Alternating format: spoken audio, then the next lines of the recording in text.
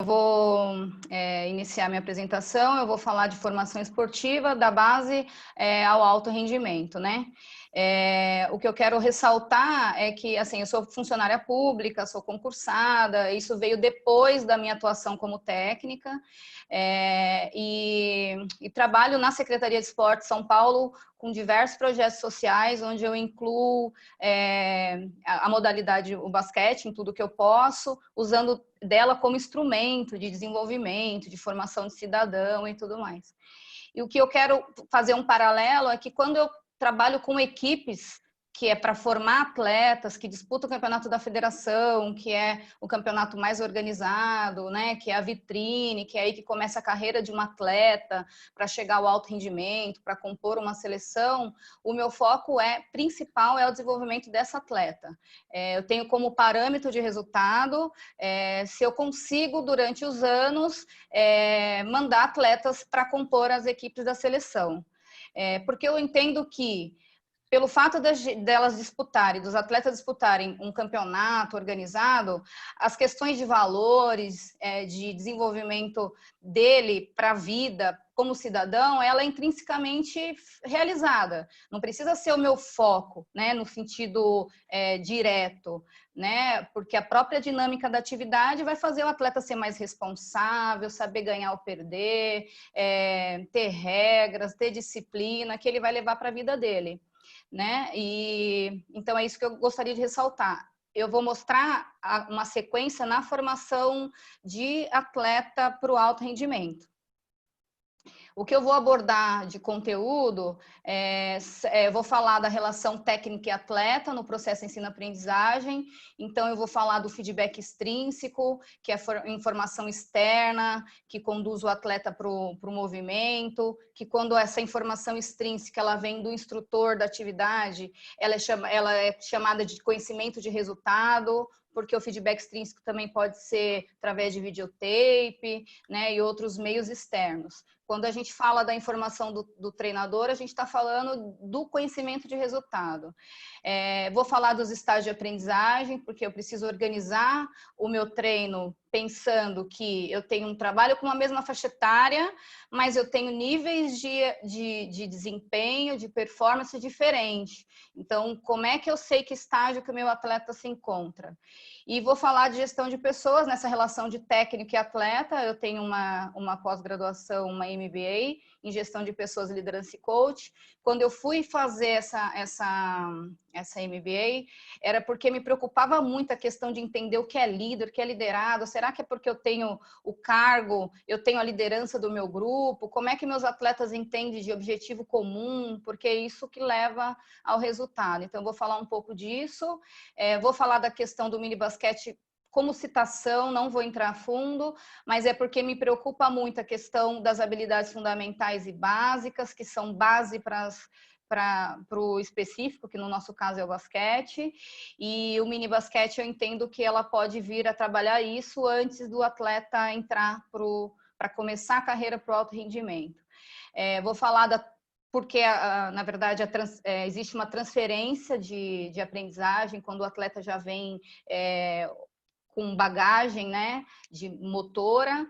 Então, vou falar um pouquinho disso e vou falar como que eu ensino, que métodos que eu uso, como que é a sequência pedagógica. Então, é isso que eu vou tratar durante a minha apresentação. No processo para a formação de atleta do alto rendimento, a gente precisa de 3 sistemas, assim como essa engrenagem: o sistema de treinamento, o sistema competição e o sistema complementar ou de apoio, né? O sistema de treinamento é o meu dia a dia, como é que eu organizo, como é que eu planejo, as competições que eu entro, qual que objetivo que eu tenho com elas, porque o objetivo da competição em si não é só ganhar ou perder, eu posso usar ela como instrumento de desenvolvimento desse meu atleta. E os sistemas complementares são os recursos que eu uso de vídeo, feedback para o atleta sobre as limitações dele, exercícios extras e tudo mais. É assim que eu me vi quando eu comecei a atuar. Né? Eu joguei basquete e quando eu fui atuar, eu não sabia o que eu falava, né? O que eu ensinava, o que eu ensino, né? Como eu ensino, o que eu falo, né? Quanto de informação eu forneço para o atleta quando ele executa, em que momento que eu falo com ele, antes, depois, durante a atividade, qual o conteúdo que eu vou usar num dia de treinamento, por que hoje eu uso contra-ataque primário e amanhã eu uso, enfim, habilidades, os fundamentos, como é que eu organizo isso para que realmente cada treino seja um ganho na formação desse meu atleta. E aí eu fui entender um pouquinho, fui atrás de fundamentação teórica. É legal ressaltar que o que eu vou tratar aqui durante a minha apresentação é voltar, tudo tem fundamentação, mas eu vou tentar não ficar citando autor, tentar ser um pouco, muito prática, vou tentar ser, né, para também não ficar... para poder associar com a realidade de vocês e para não ficar tão maçante. E que esse meu conteúdo também é baseado muito na minha experiência, que envolve algumas pessoas que eu gostaria de citar, que eu considero mentores, que é o Coutinho, Celso Coutinho, não sei, acho que muita gente conhece, infelizmente ele faleceu, o Reinaldo de Caieiras, o Borracha, ele também foi um mentor meu na época que eu comecei a trabalhar, o Vandinho, que me deu a oportunidade de ir para os Estados Unidos algumas vezes e acompanhar por um período os treinamentos, as competições, e os amigos, os meus adversários também, porque a gente também aprende muito com eles, né? Porque a gente filma, porque a gente assiste, porque a gente analisa, e isso é uma aprendizagem constante. Então, é isso que eu queria falar, tudo é baseado nessas questões. Aí, voltando ao tema, quando um atleta vai iniciar na prática do basquete, que a gente fala que quando ele vai começar a ter a fase de aquisição, ele pode aprender a base da tentativa e erro, né, usando do seu próprio feedback extrínseco, né? O feedback extrínseco é a informação que ele tem daquilo que ele executou por ele mesmo, né, intrinsecamente, a informação captada e decodificada pelo executante.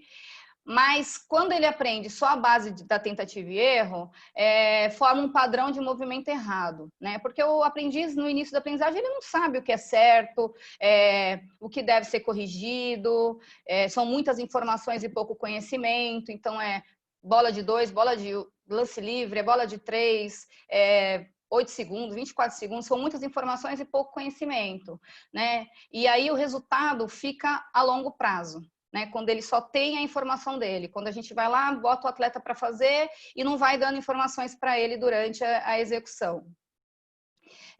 Até porque o basquete ele tem muitos fundamentos que são construídos, né? Então, por exemplo, o arremesso, ninguém arremessa para o lixo fazendo assim, a não ser que seja jogador de basquete que gosta de brincar, de arremessar no lixo também fazendo o molde do arremesso, né? Então, o atleta aprender a base da tentativa e erro vai gerar o vício, padrões de movimento errado e vai resultar a longo prazo.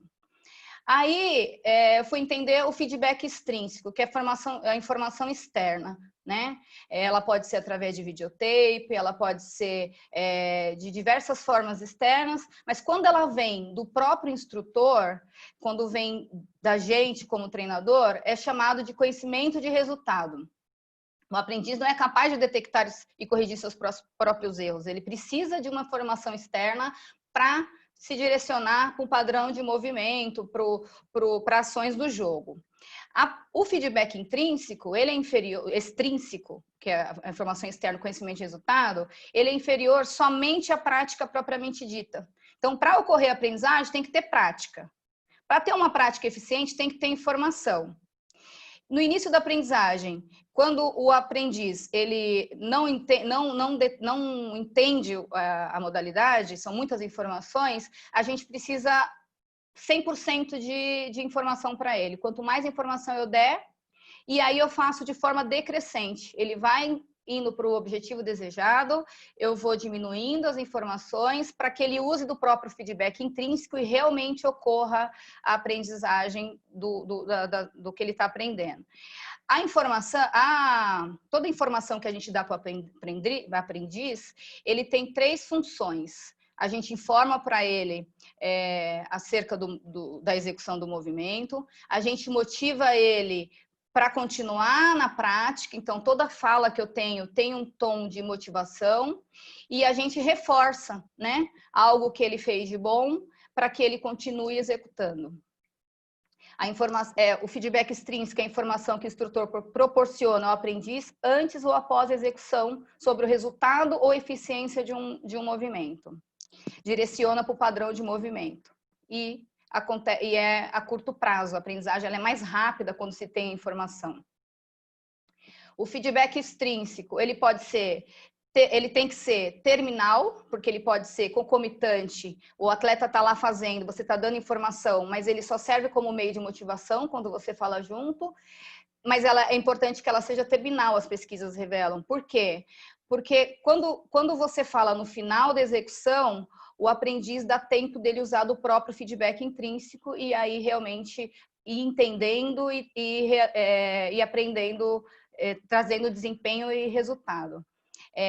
Tem que ser atrasado, então quando ele termina de executar e você vai dar uma informação, você espera um pouco para poder passar a informação. Por isso que é atrasado, não pode ser imediato. Terminou e eu já dou a informação. E separado, porque, por exemplo, um atleta quando vai executar uma bandeja, né, ele tem os 2 passos rítmicos, ele tem o salto e ele tem o arremesso.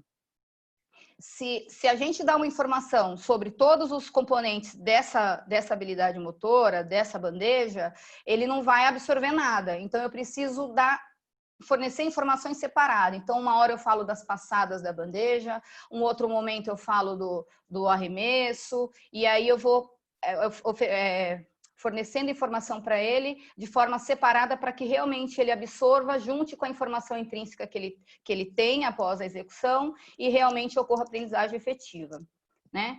E aí, usando do feedback extrínseco, a gente direciona para o padrão de movimento. E aí algumas pessoas falam, mas que padrão de movimento? Qual que é o certo? Qual que é o errado? Não se tem certo ou errado, tem um modelo esportivo que você usa como parâmetro de desenvolvimento.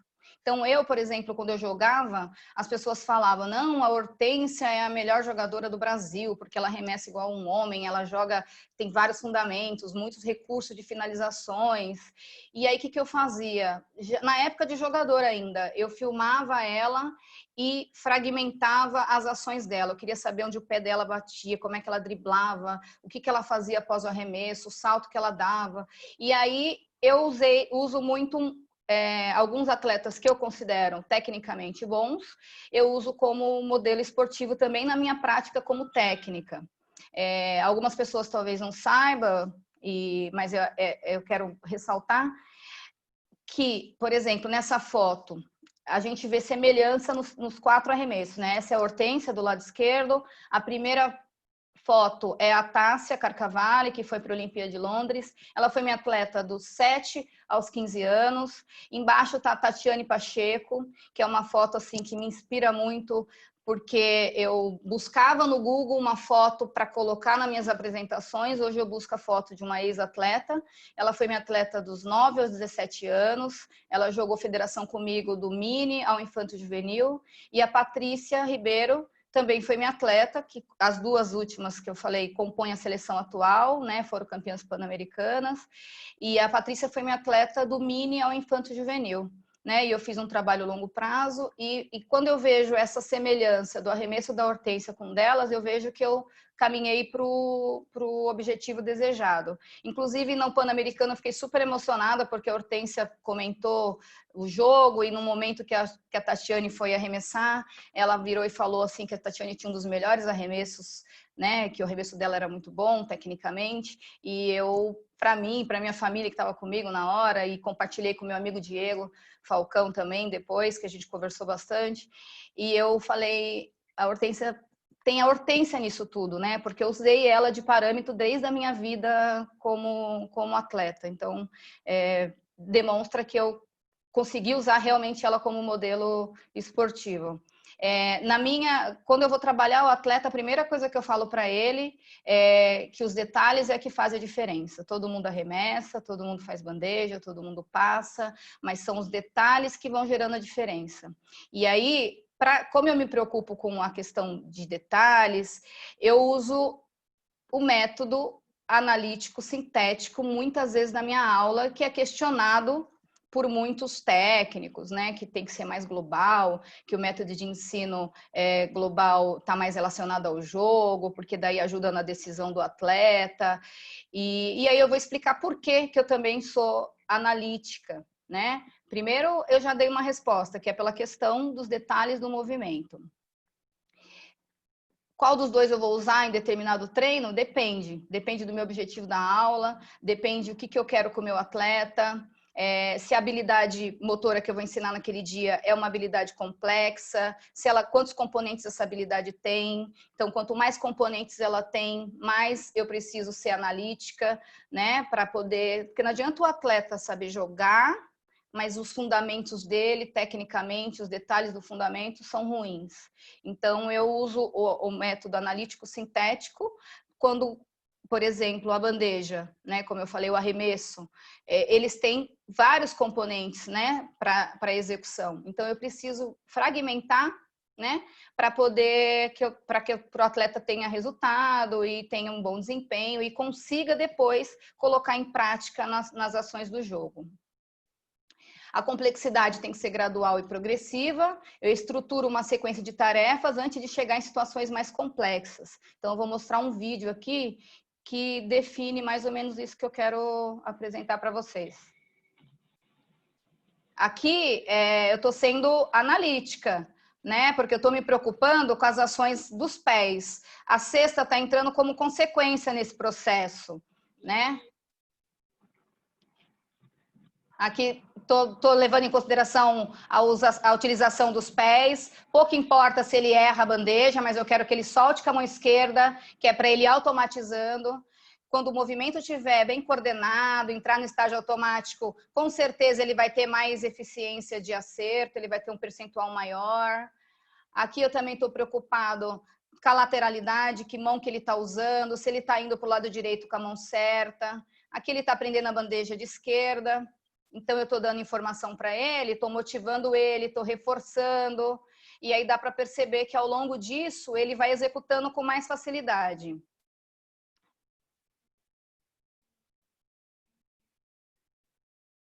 Olha como ele voltou motivado, só de eu ter falado para ele que ele estava no caminho certo. E aí eu vou tirando os elementos que eu usei como estratégia os arcos, eu vou tirando os elementos que eu uso e aí depois eu vou mais para o método global. Esse aí é o Matheus, tinha 9 anos. E aí, a minha atividade, a habilidade que eu estou ensinando, ela é aberta ou ela é fechada, né? Isso é falado muito no basquete, né? Ah, tem que ser aberta porque é imprevisível o ambiente, o atleta tem melhor ajuda na decisão do atleta durante o jogo, ou é fechada, né? O ambiente é estável, as condições são fixas. Então, o que a gente entende disso? Na habilidade aberta, por exemplo, a modalidade em si, o basquete, ela é uma modalidade aberta, porque ela tem o ambiente é imprevisível, né? A velocidade do jogo, o atleta tem que colocar os fundamentos em prática no momento certo, tem que entender o jogo dele com o do outro, tem que saber se ele arremessa, se ele, né? Então é imprevisível, não dá para saber o que vai ser realizado durante o jogo, né? Vai depender dos estímulos. O arco e flecha, por exemplo, ela é classificada como uma modalidade, uma habilidade motora fechada. Porque assim, o alvo não sai do lugar, o atleta que define a hora que ele vai soltar, o ambiente ele é estável, as condições são fixas, né? Então, assim, a maioria quando eu vou ensinar um fundamento, eu uso bastante a classificação da habilidade motora fechada, porque eu quero que o atleta ele entenda o que ele está fazendo na questão do movimento dele, né? Onde ele põe o pé, onde ele põe quando ele solta a bola, o que ele faz naquele momento. Então, eu utilizo bastante, que é o que vocês vão ver no decorrer, de habilidades motoras fechada, quando eu estou preocupada que o atleta entenda o que ele está fazendo e se preocupe com os detalhes do movimento. Isso não é sempre, é mais no começo da atividade, quando o atleta está tendo contato com a habilidade. Eu vou falar do arremesso, porque o arremesso, eu não vejo outra forma de ensinar se não for do método analítico e se não for de forma fechada, porque ele tem vários componentes, né? Então, o que eu falo primeiro para o atleta? Olha, para você arremessar, você tem que ter espaço, você tem que ter velocidade, você tem que ter equilíbrio, né? Se você conquistou espaço e não tem velocidade, você vai perder o espaço e não vai conseguir arremessar. E se você tem um equilíbrio na composição do seu arremesso, você consegue medir a força que você põe, e você consegue ter um percentual maior, né? Porque daí você tem um controle corporal na execução. Então, tem que ter esses 3 elementos para existir o arremesso. E aí eu vou começar a ensinar para ele trabalhando o gesto motor, de forma analítica. Então, primeiro ele vai aprender a fazer a empunhadura, o ângulo de 90 graus, e aí eu vou dizer para ele que só é bom de longe quem é bom de perto. E então, com isso, eu cancelo a linha de 3, eu falo que não existe linha de 3, isso no começo da aprendizagem. Por quê? Porque ele é muito esperto já, né? Qualquer criança é muito esperta. Ela obviamente que ela vai querer fazer de 3, ao invés de pontuar de 2, né? Porque 3 vale mais que 2. Então, eu já tiro dele essa responsabilidade, eliminando a linha de 3, né? E aí eu falo para ele, só é bom de longe quem é bom de perto, porque ele precisa ir afastando aos poucos, né? Para até chegar na linha dos 3. Isso acontece dentro do próprio ano por exemplo, se eu vou trabalhar com a categoria mini, nesse mesmo ano o atleta vai sair arremessando bem dos 3, né? Não estou falando de percentual, estou falando de mecânica, de movimento, de padrão de arremesso. E por quê? Porque também acabou o treino. Eu fiquei lá com ele fazendo de forma analítica, de forma fechada, o movimento do arremesso. E aí eu dou as costas, ou é intervalo, ele está lá dos 3 arremessando. O que vai acontecer? Aquele trabalho que eu fiz com ele inicialmente vai se perder, né? Então, eu já começo a conversar com ele, ó, vamos treinar de perto, porque só é bom de perto, só é bom de longe quem é bom de perto. E na execução do jogo, eu começo a mostrar para ele, ó, tem que ter espaço, tem que ter equilíbrio, e vou entrando para a forma, para o método global. O tamanho da tabela interfere. Deixa eu só tirar aqui o vídeo que está bem em cima. O tamanho da tabela interfere na continuidade do atleta. Ela tem que ser proporcional ao tamanho da criança. O que aconteceu, que acho que é um agravante para a gente que trabalha com equipes competitivas, que numa reunião de federação tinha 7 técnicos para votar num dado momento, e aí foi feita uma votação se continuaria com a tabelinha ou não. E aí foram 4 votos para não ter a tabelinha e 3 votos para continuar. E a partir daí não se usa mais tabelinha nos campeonatos organizados pela federação, né? E qual foi a justificativa desses 4? Que eles tinham dificuldade para pôr a tabela e que podia cair na cabeça de alguém porque os atletas ajudavam. Enfim, problemas estruturais e de pessoas, né, de recursos humanos. E aí prevaleceu em cima das questões pedagógicas, né? Então, eu vou tirar uma tabela porque eu não tenho ninguém para pôr, ou eu vou deixar a tabela porque é necessário para a criança evoluir, para ela poder se motivar, porque o seu objetivo do jogo é fazer cesta, é o que a criança quer durante o período, né? Então, se ela está proporcional ao tamanho, isso vai acontecer com mais frequência nos treinamentos, né? O ideal no sub-12 é a tabela, mini tabela, que tem 2,75 do aro, e se eu trabalho com mini basquete, fazer proporcional ao tamanho da criança. Se ela tem 6, vai ter uma certa altura, se ela tem 10, vai ter uma certa altura, e o 12 já com a tabelinha pequena, o 13 com a tabelinha pequena, né? Isso é uma consideração que eu acho válida ressaltar aqui para vocês. A forma que aqui é uma foto do Kobe, né? E o que eu falo para o atleta também que ele tem que arremessar e ele tem que deixar o braço, porque vai dar vai dar direção para o arremesso, porque ele pode sofrer uma falta e para dar direção, né, para o arremesso. Então ele começa a arremessar deixando a empunhadura até que a bola chegue ao aro inicialmente, para que no futuro ele tenha, além de uma boa mecânica, ele também tenha um percentual de cesta, né? Aqui é um vídeo também onde eu mostro como é que eu ensino. Então eu estou falando do ângulo de 90 graus.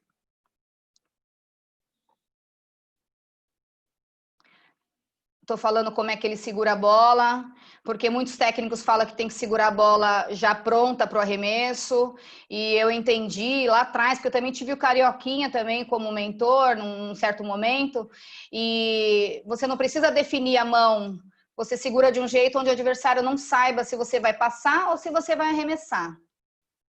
O arremesso é coordenação do membro inferior, membro superior, não é força, por isso que ele também tem que fazer primeiro de perto para ir moldando e entendendo o peso da bola.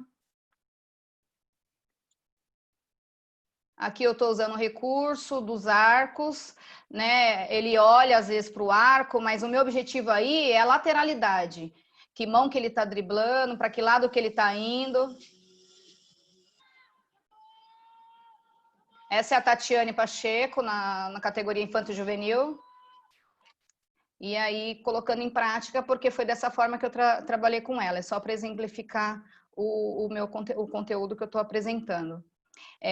Então, eu entendi dos métodos, qual é o método que eu uso, que a informação do instrutor ela é essencial para o desenvolvimento, que ela é inferior somente à prática propriamente dita. E aí eu fui atrás de mais informações. Tá bom, eu entendi tudo isso, mas dentro de uma mesma categoria eu tenho níveis diferentes. Eu considero a idade e faço o mesmo conteúdo para todo mundo? Ou eu considero os estágios, porque como eu tenho diferenças dentro dentro de uma equipe, eu tenho atletas que estão mais evoluídas, tenho atletas que estão iniciando.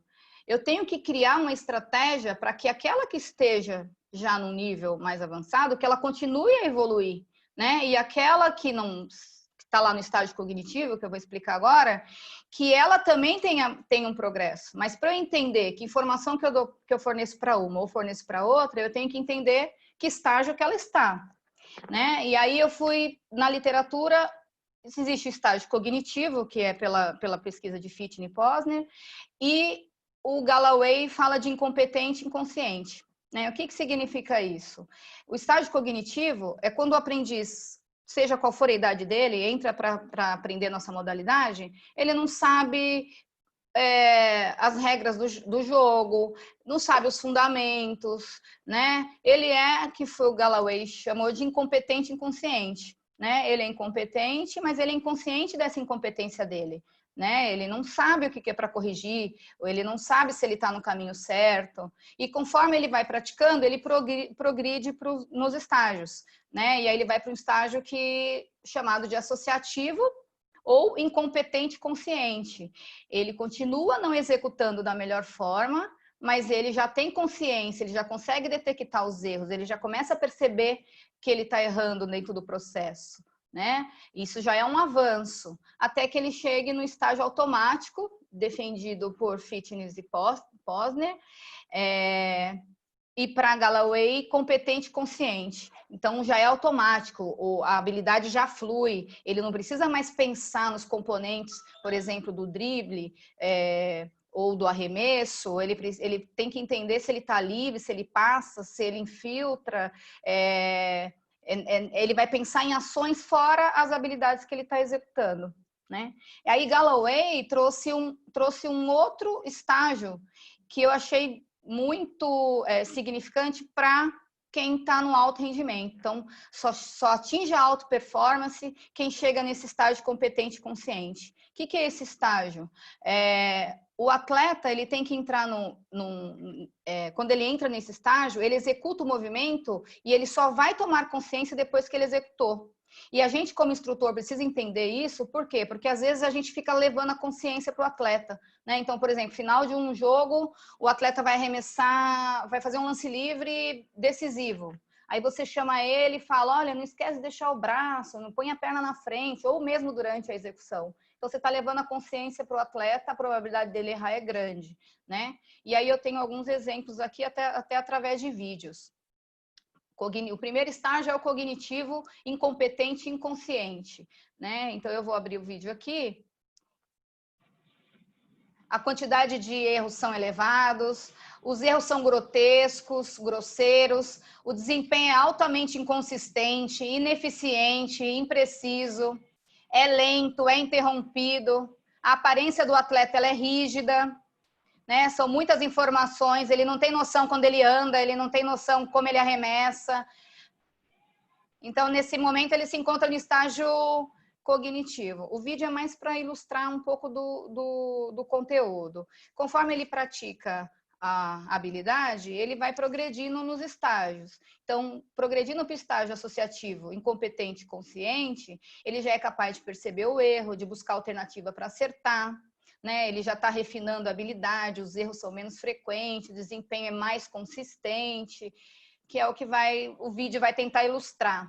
É mais relaxado, é mais preciso, é mais fluente, ele está mais confiante na execução, ele está mais decidido, é mais eficiente. Mas ele ainda observa cada detalhe do movimento.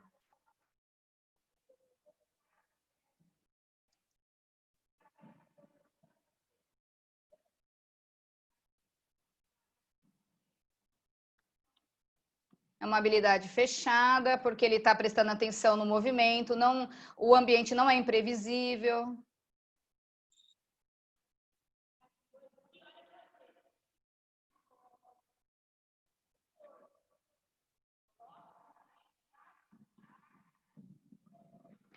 Desde o primeiro contato com a criança, quando eu vou ensinar a bandeja, né, que é um tipo de arremesso de direita à esquerda, ele tem que soltar a bola com a mão correspondente, porque eu já tiro a responsabilidade dele, que ele tem que acertar todas as vezes que ele executa.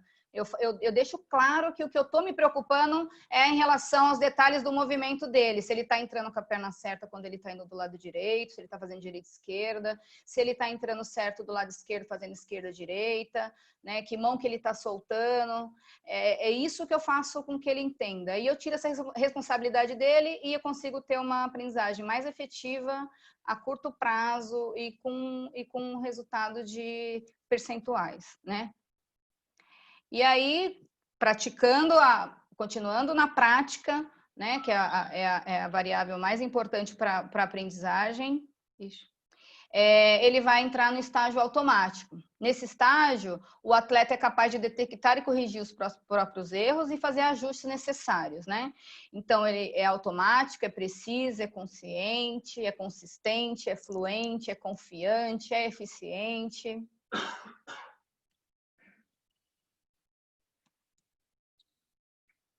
Aqui a gente está trabalhando algumas finalizações e algumas ações do jogo. Essa é a Tatiane quando estava na categoria mini, bandejinha de esquerda, driblando em velocidade, poucos dribles, que é uma informação que eu também falo bastante, quanto menos driblar, melhor, né? Essa é a Patrícia, quando estava na categoria mini também. Samara, que também pegou seleção de base até o juvenil. Esse é o Léo, o moreninho, ele joga adulto hoje em dia, acho que está em São José agora. Essa é a Priscila, que foi jogar lá na Universidade do Vandinho, entrou no Hall da Fama e foi minha atleta na Universidade em Morumbi.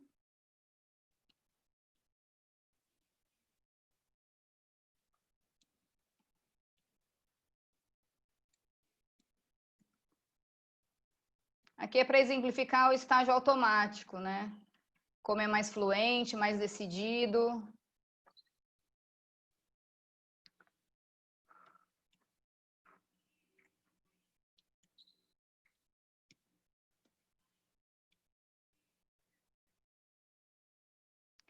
Aí chegamos no estágio competente inconsciente, que é o estágio onde o atleta tem que se conectar com ele mesmo, né?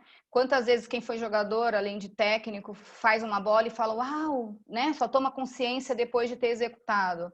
E pela velocidade do jogo também, se o atleta não chega nesse estágio, quanto maior a categoria, mais difícil dele responder e tomar decisões certas. Eu vou colocar um vídeo aqui também para exemplificar essa relação. É o estágio onde a jogada simplesmente acontece.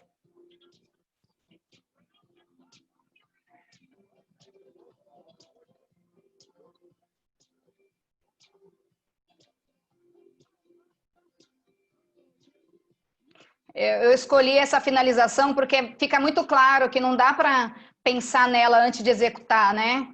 O Jordan respondeu à ação do jogo conforme foi acontecendo, né? Então, e para ele fazer isso, ele obviamente que entrou no estágio competente inconsciente. E aí vem uma pergunta, tá? Eu estou ensinando as habilidades motoras, como é que eu sei que ocorreu a aprendizagem? Como é que eu verifico isso durante o processo, né? Até para fornecer mais informações, dar mais recurso para os atletas, né? Quando não ocorre variabilidade no desempenho, né? O desempenho é o que é observado durante a prática, né? Então, por exemplo, o que eu posso considerar o desempenho? Se eu estou ensinando um drible, o desempenho é como é que ele está driblando, né? Então, isso a gente vê no decorrer do nosso treino. Mas eu só posso dizer que ocorreu aprendizagem quando tem uma mudança relativamente permanente dessa prática. Então, por exemplo, hoje eu fui ensinar a bandeja. Vamos colocar a bandeja, que é uma habilidade bem complexa, né? E aí ele demonstrou desempenho, ele usou as passadas certas, ele soltou com a mão certa, né? Finalizou bem. Como é que eu sei que ocorreu a aprendizagem? Quando no treino seguinte ele vai executar a mesma habilidade e não ocorre variabilidade, né? O percentual dele de erro é quase zero, por exemplo, na passada da bandeja, né? Ele faz o direita esquerda, do lado direito ele faz direita esquerda. Quando tem variação, por exemplo, o atleta vai fazer uma execução.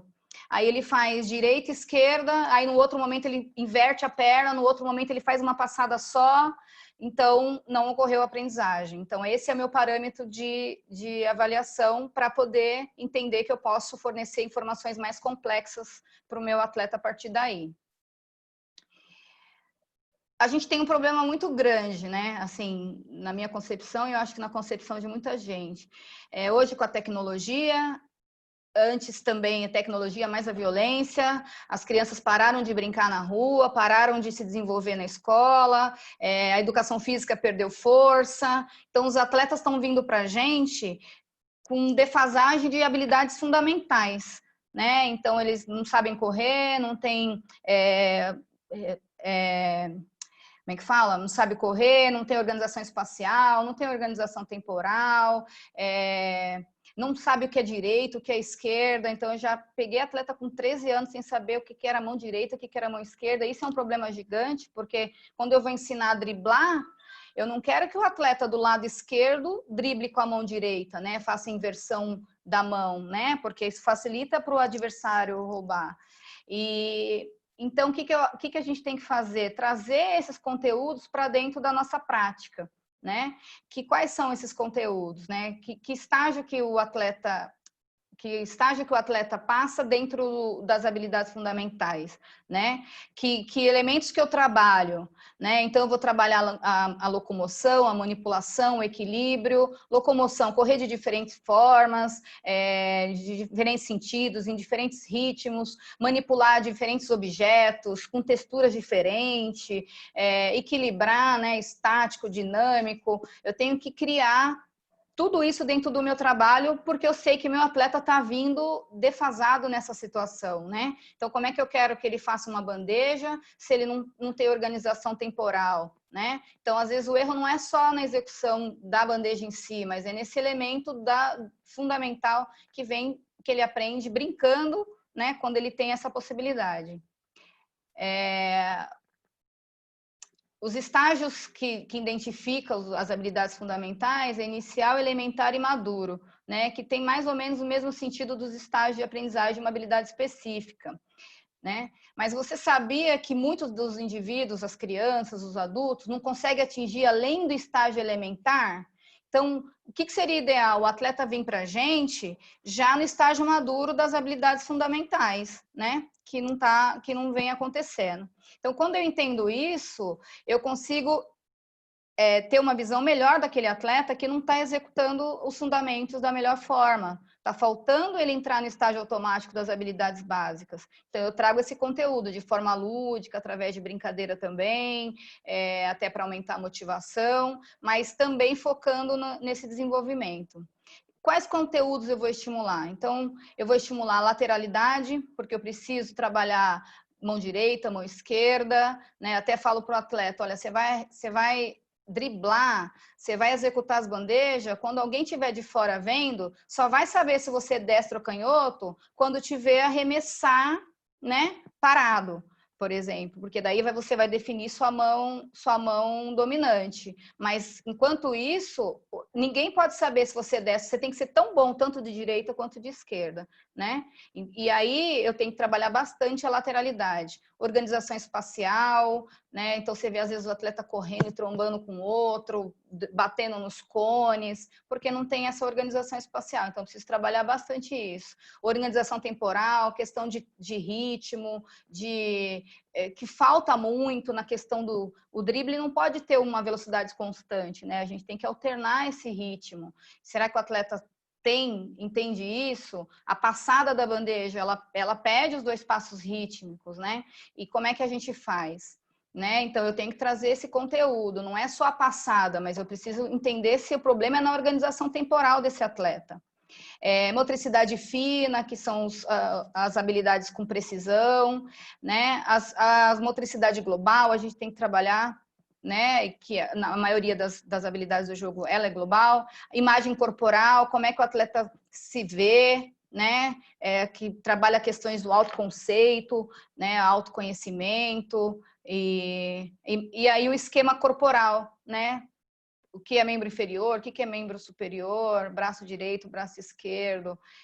Tem atleta que vem com dificuldade, então a gente tem que trazer isso para a nossa aula.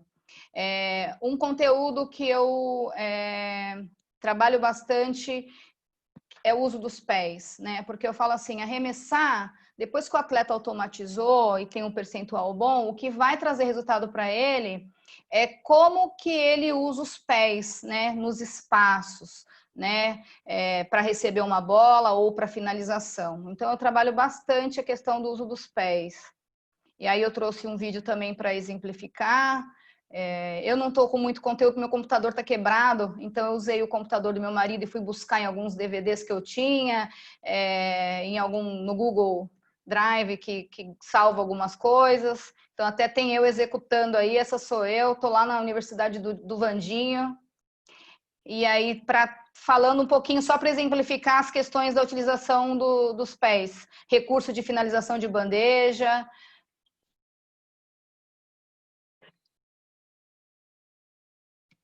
a utilização da mão certa na hora de entrar para finalizar.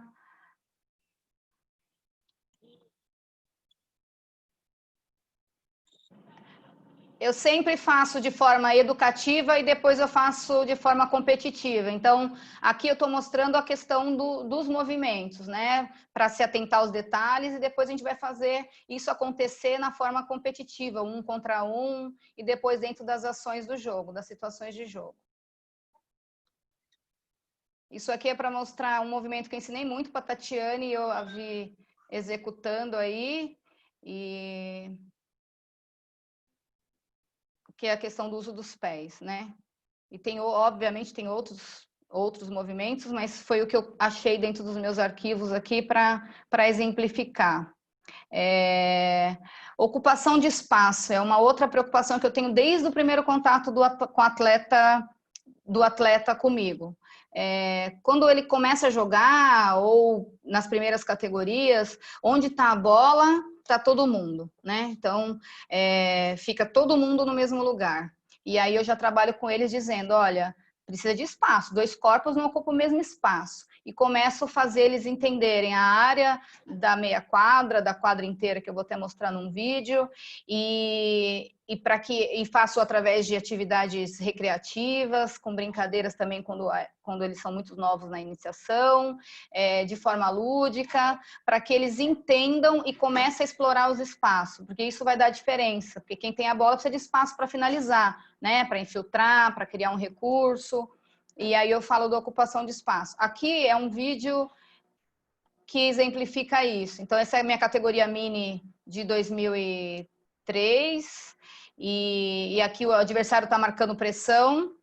E a gente está usando pouco drible para sair dessa pressão, mas ocupando bem os espaços, né?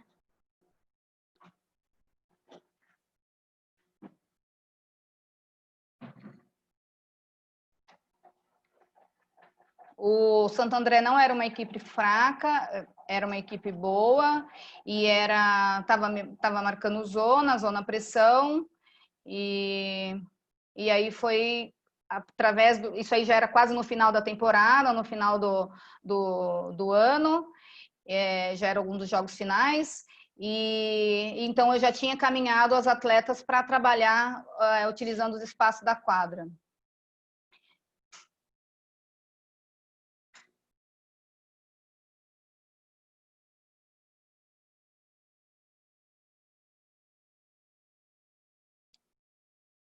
Quando utiliza o drible é para cortar, não se usa o drible em demasia, né? Passar para jogar coletivamente, passando é mais rápido do que driblando. Então, são todas essas informações que são dadas para as atletas para que elas cheguem nesse nível de execução.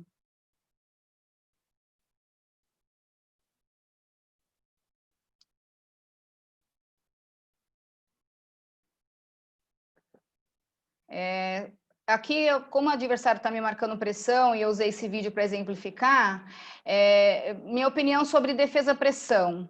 A gente vê algumas pessoas falando, tem que retirar a defesa-pressão das menores categorias, porque senão a criança desmotiva, não tem liberdade, né? Mas eu sou contrária a isso, assim, a pressão organizada, lá 2-2-1, a 1-2-2, eu acho que ela não deve ser utilizada mesmo nas primeiras categorias, mas a ação da criança já ter atitude de ter a bola assim que ela executa, falando em marcar, né, executa, finaliza, e aí vai voltar para a defesa, a ação que o jogador tem em querer ter a bola, se a gente coloca como regra que não pode marcar pressão, que isso já aconteceu em alguns momentos do campeonato, entrou como regra da federação, você inibe do jogador e você cria um hábito de que foi sexta, eu tenho que voltar, foi sexta, eu tenho que voltar. E vira uma preocupação para a gente também durante o jogo em ter que ficar mandando um atleta voltar, porque senão você vai ser penalizado. E nisso a gente está desconstruindo algo que é positivo. Porque às vezes o atleta está ali, ele finalizou, você nem pediu para marcar pressão, mas ele finalizou e ele percebeu que o adversário bobeou, ele vai lá roubar a bola, né? Isso é o que deve acontecer. Então, a questão de atacar a bola quando você está na defesa, se você inibe a questão da pressão, você inibe essa iniciativa do atleta. Eu quis falar isso porque eu não vou falar em nenhum outro momento sobre pressão. Sobre o conteúdo que eu trabalho muito na base, contra-ataque primário, porque o maior volume de pontuação nas categorias menores é 1 contra 0, né? A situação do 2 contra 1, e ela já tem que desde cedo buscar superioridade numérica. Então, eu priorizo muito, né? Então eu vou lá ensinar para elas que tem que ocupar o espaço, que 2 corpos não ocupam o mesmo lugar, que elas têm que espalhar. Isso também na quadra toda. E aí, por que na quadra toda? Por exemplo, a defesa individual é a mais utilizada na formação de atleta, né? Então, quando eles estão marcando, não dá para saber onde eu vou estar no momento que for recuperada a bola, né? Através de um rebote ou de uma interceptação. Então, eu trabalho bastante esse circule e jogue, que eu chamo de circule e jogue, que é para o atleta entrar no estágio automático no preenchimento dos corredores, para que ela não preencha o mesmo corredor que a companheira, né? Então, a gente trabalha bastante isso. Nas suas variações também, ou circule e jogue e preenche os corredores, ou bola na tabela e preenche os corredores, ou o atacante, ou a bola já na mão no jogo reduzido de 3-3, mas eu tento fazer com que o atleta entre em estágio automático desse preenchimento de corredor, né? Buscando 1 contra 0, buscando 1 contra 1 e o 2 contra 1 e entre no estágio automático dessas linhas de jogo coletivo, né? Então, aqui é só para exemplificar, fiz pelo PowerPoint mesmo, e circule e jogue, aí eu passo a bola para um atleta e os outros têm que abrir. Então, às vezes a bola está na lateral, e aí como é que eu faço? A bola está aqui, eu estou aqui, o outro está aqui, então eu preencho rápido o corredor. Ou a bola cai no meio, que é o mais óbvio, a bola sai pelo meio, os outros dois preenchem os outros corredores, mas às vezes os dois estão do mesmo lado, como é que faz? Então eu tento automatizar isso para eu ter bastante vantagem para poder conquistar no jogo de categoria de base muitas situações de 1 contra 0, de 1 contra 1 e de 2 contra 1. E uma outra vantagem é que não é função, não é posição, vem se falando muito disso, né? Então, o atleta 4, o atleta 5 também participa do circule e jogue para preencher corredor. E conforme eles vão entendendo, é colocado o 4º jogador, o 5º jogador, que pode estar preenchendo um corredor e o jogador 1 está vindo no primeiro trailer. Então, a gente organiza para que os corredores sejam preenchidos independente de quem seja a jogadora. Oi, Léo. Só uma pergunta, você sabe quanto tempo mais você precisa? Não. Eu não sei, mas tá acabando. Tá bom, beleza. Tá acabando. Mas quanto tempo eu tenho? Quanto já foi? Vai indo, vai indo. Já foi quase, já temos quase uma hora. Quase uma hora já? É. Tá, eu vou dar uma acelerada aqui, tá? Tá bom. Mas tá no final já. Bom, os fundamentos que eu, obviamente, que a gente prioriza são os fundamentos básicos na iniciação, então drible, né, evitar vícios da lateralidade, porque às vezes a gente não se atenta que o atleta está, ao iniciar o drible, invertendo a mão relacionada à lateralidade que ele está, se ele está do lado direito ou lado esquerdo.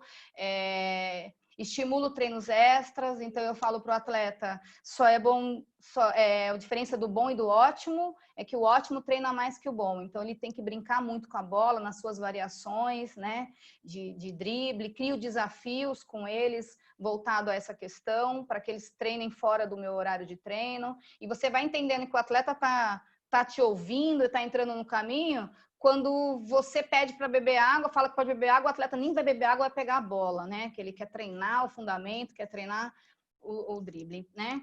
Aí os tipos de arremesso, que eu priorizo muito, os tipos de arremesso que é o bandeja, o arremesso parado e o jump. Tento usar o máximo possível da questão do jump, porque tem o salto, porque é rápido, porque é explosivo, né? Geralmente o arremesso parado é o arremesso de longa distância, ou de 3 pontos. Os diferentes tipos de passes. No jogo coletivo, a sequência pedagógica que eu crio é o passar e ir, até que eles automatizem para jogar sem a bola, para ocupar os espaços que a gente definiu, né? Não ficar parado durante o ataque. Aí, a partir daí, eu vou ensinar o corta-luz indireto.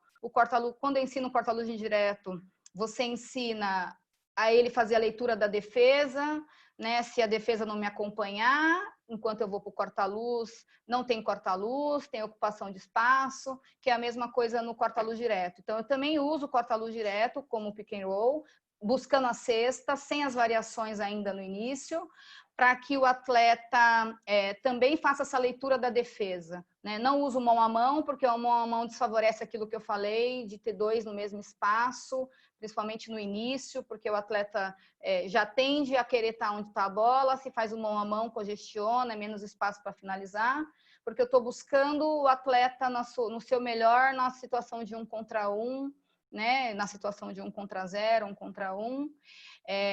Eu falo para eles que toda ação do jogo, quando está posicionado, a gente sempre está buscando uma situação de 2 contra 1, porque ou eu estou livre para arremessar ou o meu companheiro está livre para receber, né? Então, essa leitura, a leitura do jogo começa a partir dessa questão. Então, trabalho muito 2 contra 1 para esse sentido.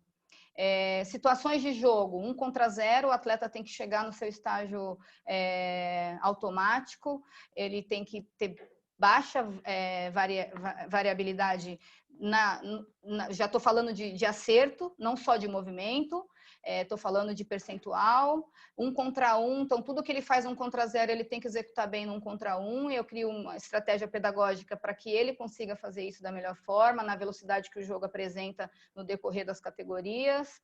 A situação do 2 contra 1, que para mim trabalha já a leitura do jogo, se eu estou livre, se eu passo.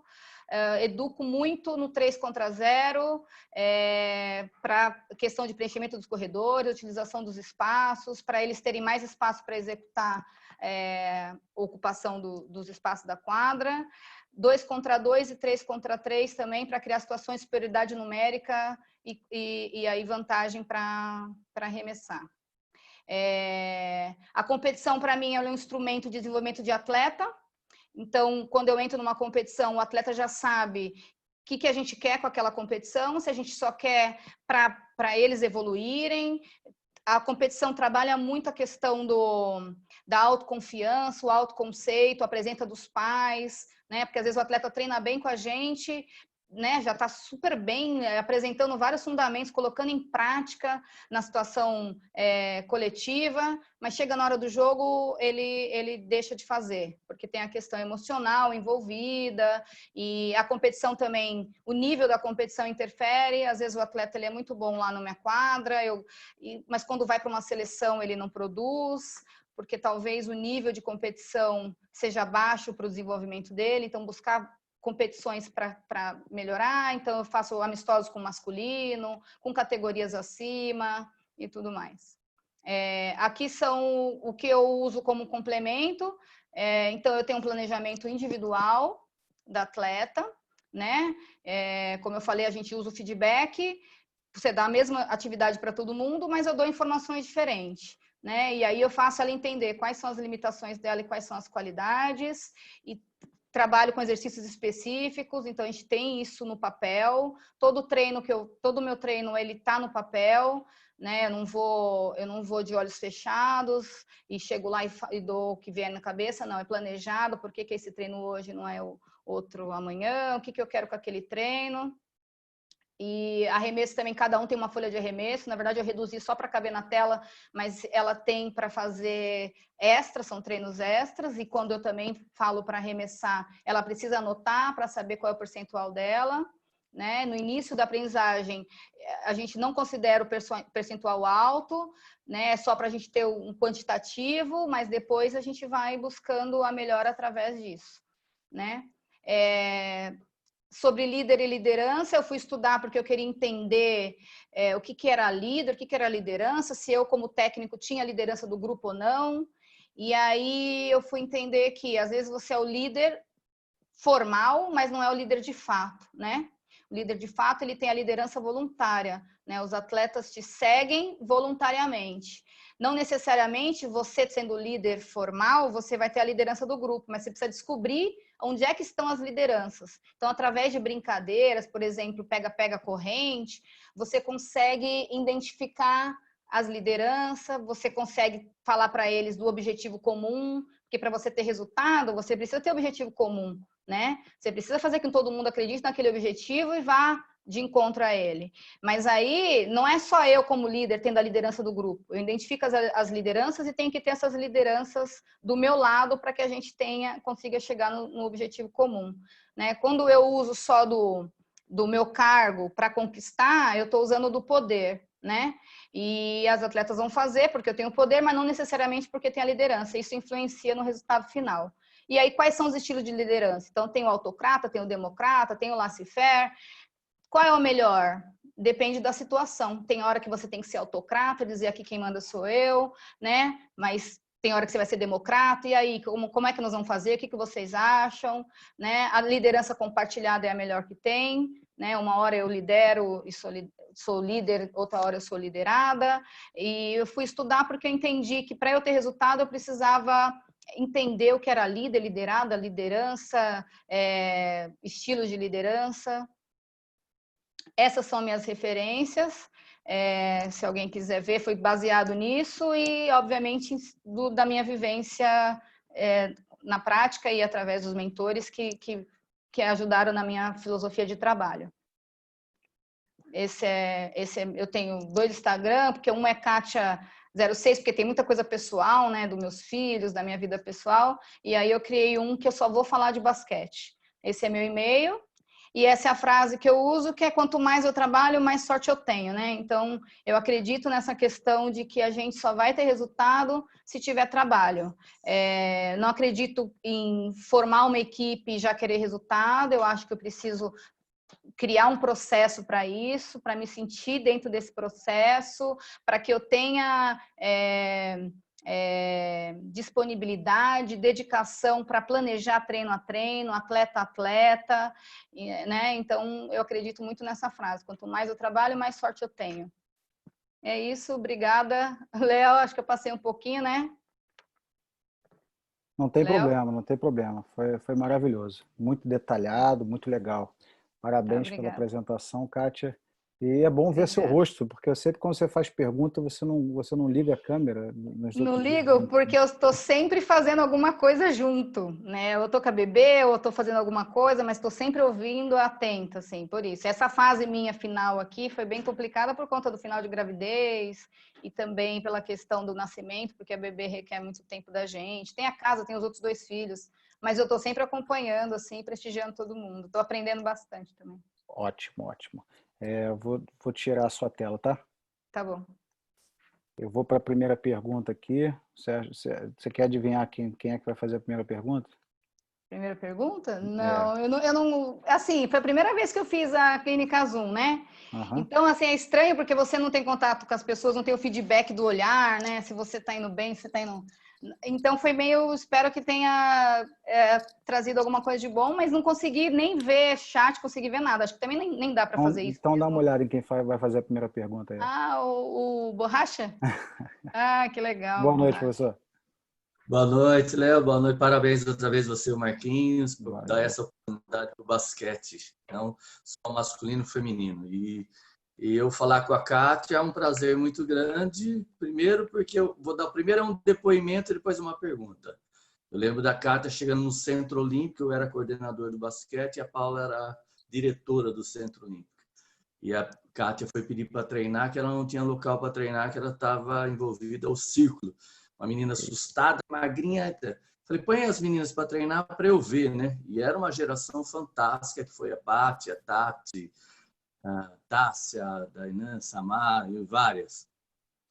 E a Kátia sempre foi um potencial. Eu sempre vi a Kátia com um potencial muito grande, detalhista, observava, ia comigo na hora do almoço para São Caetano para ver treinamento.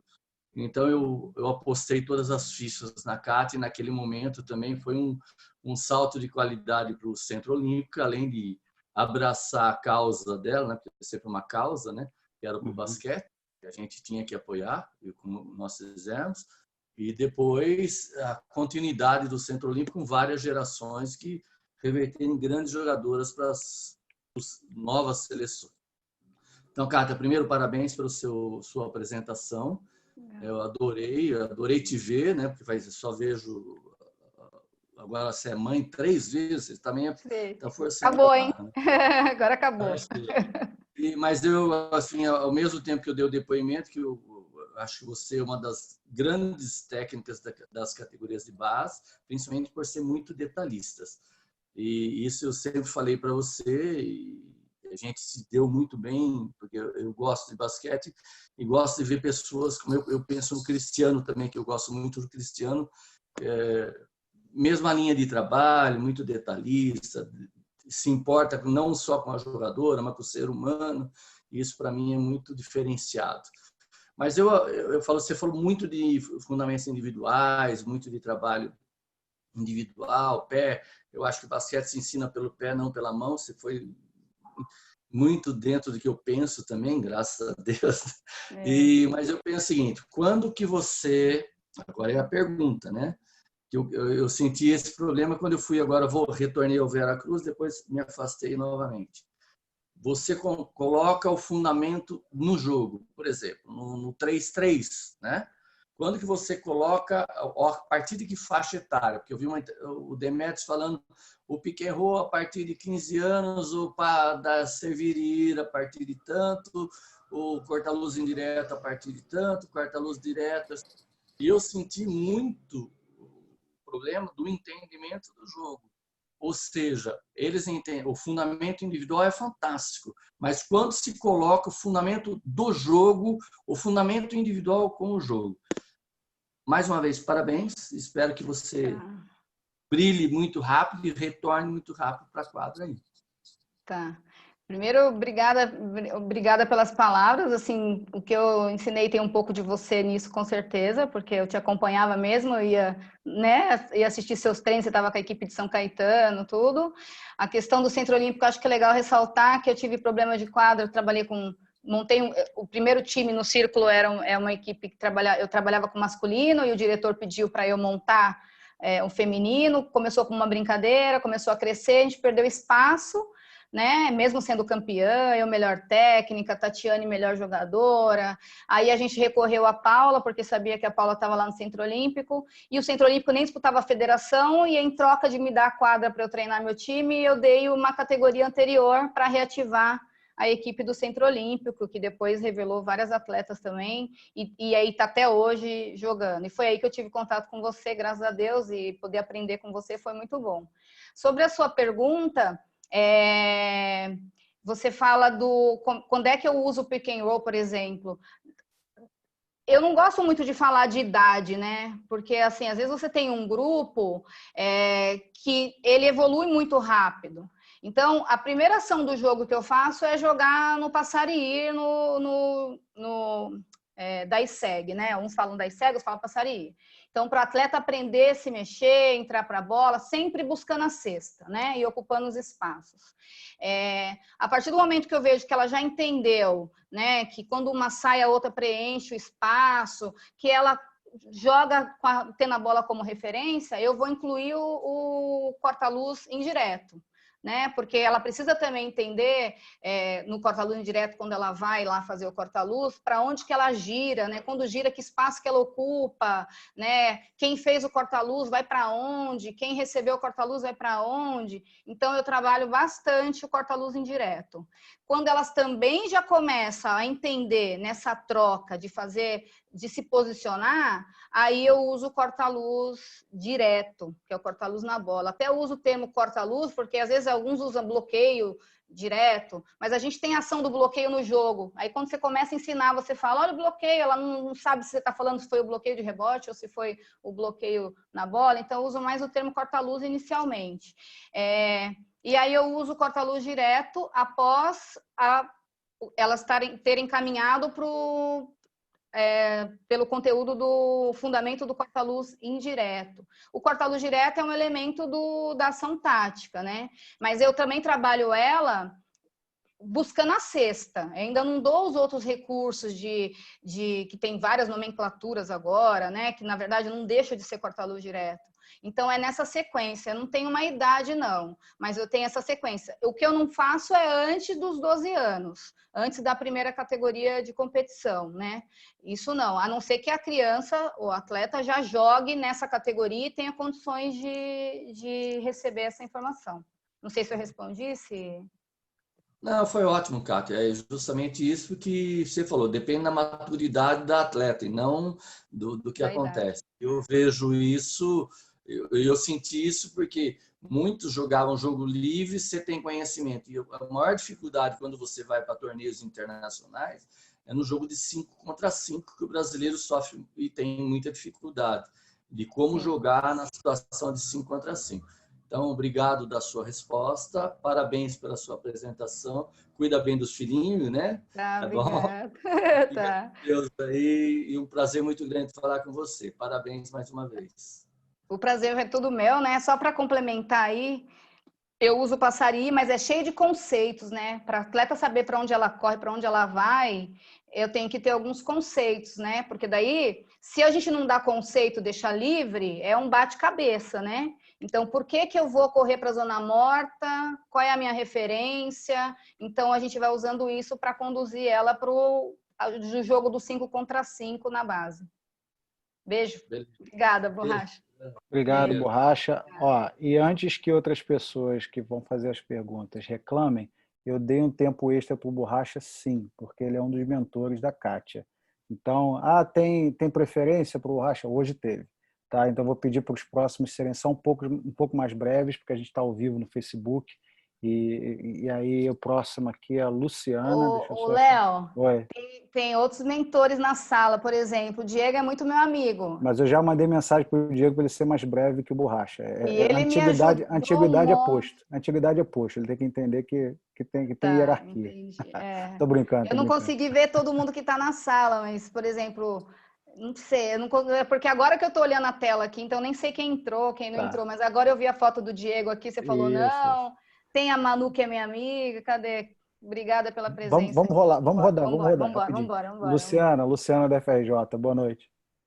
Boa noite, tudo bem, querida? Tudo bem, Lu, e você? Jogamos veterano, né? Claro, tudo bem, né? Todo o time da tela. Tudo bem, querida? Quem está assistindo também é a Aninha, a armadora, também do Master. Está te assistindo também, está te assistindo. Legal. Querida, então a gente não pode demorar, né? Não pode nem tricotar aqui, né? Então vamos lá para a pergunta, tá? Querida, como é que tu está introduzindo a questão do tempo zero? E qual é a tua opinião sobre isso? E o passo zero, na verdade, eu não estou introduzindo ainda, porque ainda está muito incerto que movimento que é certo, que não é certo, né? Então, assim, eu sei que quando isso estiver bem claro, quem usar vai ter vantagens, muitas vantagens, mas eu não tô focado nisso, não. Para mim, eu vejo umas bolas que eu falo, pelo amor de Deus, isso não é aceitável, né? Então, eu não estou focado nisso, mas eu, assim, focado no sentido de estar ensinando, mas eu estou focado no sentido de estar ouvindo aqui, ouvindo ali, principalmente a arbitragem, mas nem todo mundo, porque às vezes você pode entender o passo zero e a arbitragem não, e você fazer certo pelo passo zero, mas o árbitro te dá andada, como aconteceu muito naquela bola que a Hortência fazia, do sobrepasso, que até mostrei em alguns vídeos. Né? Então, nesse sentido, eu estou ouvindo daqui, ouvindo dali, o Renatinho fala bastante, que é uma pessoa que entende muito, então, mas ainda não apliquei e acho horrível algumas Eu ainda não engoli. Então é isso. Obrigada, tá? Nada. Um beijão para ti. Obrigado, Luciana, pela participação. Luciana, a gente se conheceu na fundação da Atebarge, lá no Rio de Janeiro, não sei se você lembra. Isso aí. Até logo. Diegão, deixa eu achar o Diegão aqui. Diego vai perguntar? Vai. Boa noite, Diego. Tudo bem? Boa noite, Leozinho. Boa noite a todos da sala. Boa noite, minha querida amiga Kátia, para quem não conhece tanto. Primeiro é um prazer estar falando você bem breve, tá, Léo? É um prazer porque, assim, primeiro eu sou prova viva da competência da Kátia. Eu falo para todo mundo que ela pega uma pedra e faz a pedra jogar basquete, porque realmente é um dom de ensinar mesmo, tá? E foi uma pessoa que me ajudou demais no começo da minha carreira e a gente tem um laço de amizade muito grande. E eu fico muito feliz quando eu vejo essa apresentação dela. Parabéns, viu? De coração. E eu também falo muito dela porque ela é um case de sucesso que, por exemplo, nós realizamos o trabalho físico, lúdico, que todo mundo fala que pode existir na base e mesmo assim competitivo e com um relativo sucesso, entendeu? Então, assim, não é porque você trabalha na competição que você não pode trabalhar a parte física, nem mesmo ensinar seu atleta a jogar, porque nós já realizamos isso. Eu fico muito feliz, eu sempre dou o exemplo da Kátia, da Ivonete e da Rita, que foi quando a gente trabalhava no CFE Janete. Mas, bem, vamos à pergunta. Eu queria que você me dissesse a sua opinião, como você vê para fomentar o basquete feminino, já que eu estou no basquete feminino agora e é bem diferente do masculino. As estratégias que você acha para fomentar o basquete feminino e como você acha que poderia ser desenvolvido a capacidade dos treinadores? Tá. Bom, obrigada, Diego. Assim, sem comentário, né? Nossa amizade, acho que é de longo tempo e é muito verdadeira e super recíproca, tá? Obrigada por estar aqui também, né? Assistindo minha aula aqui junto com a galera. Feminino, primeiro, eu acho assim, tem poucas equipes, né? Assim, é até desmotivante. Eu falo, quero voltar, mas aí quando você vai lá na competição e vê, tem 4 equipes no campeonato o ano inteiro, ainda com jogos longe demais, sabe? Você fala, é desmotivante nesse sentido. Porque primeiro que eu acho que a competição é super importante. Aí você vai disputar o ano inteiro com 4 equipes, com mais 3 equipes, então precisa aumentar esse número. Então, como eu vejo a situação do aumento? Primeiro, eu acho que toda equipe adulta teria que ter as categorias de base, né? A outra situação, então a LBF devia obrigar isso no regulamento, né? A outra situação além de obrigar a federação, a federação não cobrar as taxas. Por exemplo, eu joguei com o Juventus, tentei montar, né? Mas o recurso que os clubes têm hoje em dia, ou eles não querem porque vale mais o social, é escasso. Aí a taxa é alta, é carteirinha, é viagem. Quando eu montei no Juventus, as minhas atletas vinham das zonas periféricas, né? Então, precisava de ajuda de condução, e aí eu contava com alguns amigos que adotavam uma atleta ou outra para poder para que a atleta fosse treinar. Então, acho que outra coisa é a federação baixar esse valor, né? Para que os clubes tenham mais interesse em participar. Porque eu conheço muita gente, eu faço competições pela Secretaria de Esportes, que é mais escolar, que é mais clube social, clube municipal, né? Mais voltado ao lado social. Tem gente fazendo basquete, mas não estão nas competições porque é muito caro para competir, né? E se a federação não cobra isso, sobra o dinheiro para eu dar um lanche melhor, para melhorar a viagem e tudo mais. Uma outra questão que eu acho que deve ser feito, agora pensando em qualidade das jogadoras, a gente consegue ver lá no sub-12, sub-13, já uma jogadora despertando para a modalidade, né? Assim, com potencial. Né? Não sei nem se é talento, mas com potencial. Ela é dedicada, já dá resultado. Eu acho que deveria, aí tem que ser os órgãos maiores, CBB, criar acampamentos, né? Até já realizei alguns via secretaria, que foi você, foi o Neto, foi o André Germano, isso há 10 anos atrás, que eu já tinha essa mentalidade, né? Quando você pega essas atletas que já se destacam nos clubes e leva ela para um acampamento com jogadoras com níveis iguais, você não está trabalhando só ela teoricamente, porque ela vai voltar para o espaço dela, né? Então ela vem melhor, porque vai treinar lá 1 semana, 2 semanas, com técnicos, né? Também diferenciado para trazer novos conteúdos, e ela vira uma multiplicadora, né, do que ela aprendeu naquela semana. E outro, desenvolve mais para quando ela for para a seleção, que é com 15, 16 anos, ela também já vai estar mais preparada, né? Isso não quer dizer que é uma jogadora... E como é que o técnico seleciona? Também como prêmio. Você vai lá compor porque você está se desempenhando bem, você não falta no treino, tal. Então, acho que deveria existir esse olhar mais para baixo, né, das mais novas. E uma última coisa que você perguntou foi... Acho que respondi? Não, você perguntou no final... Ficou alguma coisa na minha cabeça que eu acabei não falando. Do quê? Fala aí, não estou ouvindo.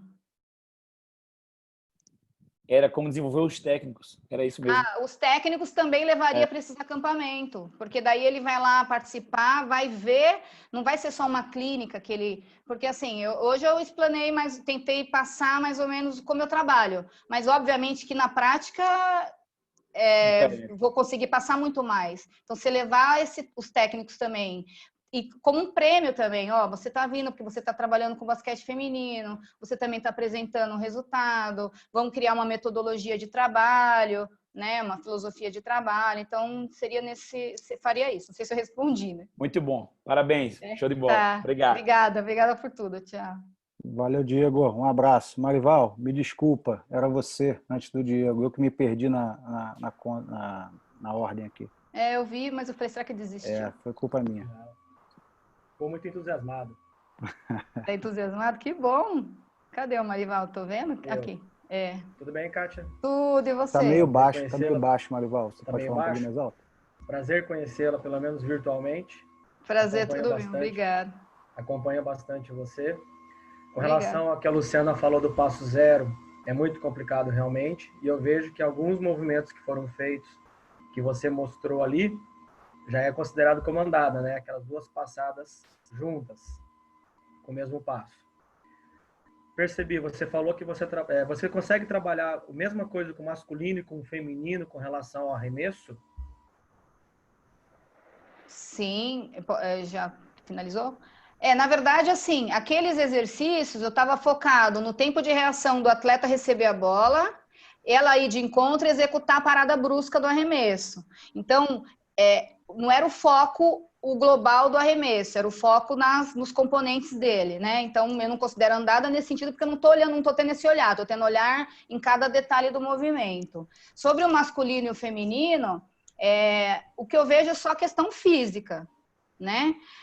Obviamente que, por exemplo, eu gosto muito do jump, que foi o que eu fui buscar fazendo a leitura da Hortência, para depois trazer isso como no meu processo de ensino-aprendizagem, mas as mulheres também podem executar, né? O que vai fazer com que elas executem é como eu organizo, que informação que eu passo. Então, por exemplo, quando eu vou ensinar o jump, além de ensinar essa questão da parada brusca e o salto, quando a atleta já começa a executar, eu ponho uma atleta na frente com um colete para tampar a visão, para que ela só arremesse quando ela enxergar acima do colete, então para forçar com que ela saia do chão.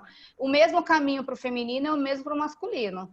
A execução em si, que um vai ter mais força, né? O homem pela própria composição do homem, né? Que é diferente da mulher nesse sentido, mas o ensino é o mesmo. Não sei se eu respondi. Justamente por essa situação, né?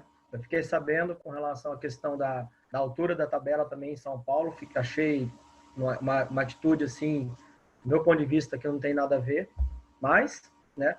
Aqui no Paraná nós utilizamos as tabelinhas mais baixas, até os 12 anos realmente, né? Sim. E realmente essa questão que você colocou, que a menina normalmente começa a arremessar com as duas mãos, a criança começa a arremessar com as duas mãos. E a gente tenta devagarzinho começar a colocar lá em cima. Mas daí depois de um certo tempo que a gente consegue fazer isso, né? Mas justamente por essa que foi a minha pergunta, por causa do masculino e do feminino, dessa diferença de força. Mas se já começa a trabalhar lá em cima, eu realmente prefiro começar realmente com as duas mãos, devagarzinho, mas falo para ela que existe uma condição de uma mão. Quando você coloca para a criança que o arremesso é com uma mão, ela pensa que é literalmente com uma mão só. E não, você vai ter a outra mão de apoio.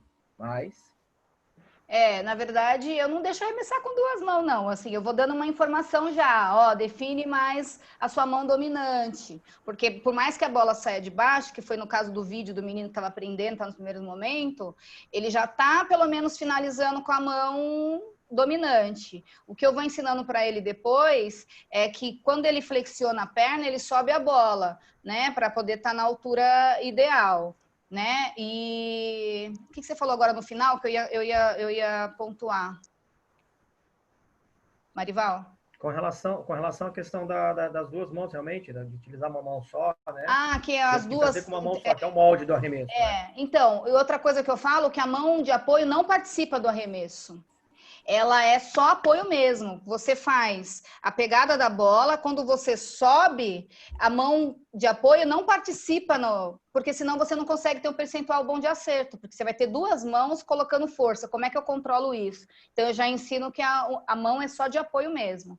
Por isso que eu falo que é só bom de longe quem é bom de perto, para que eles arremessem mais perto, para poder executar, e depois ele vai coordenando o membro inferior com o superior e consegue arremessar em longa distância.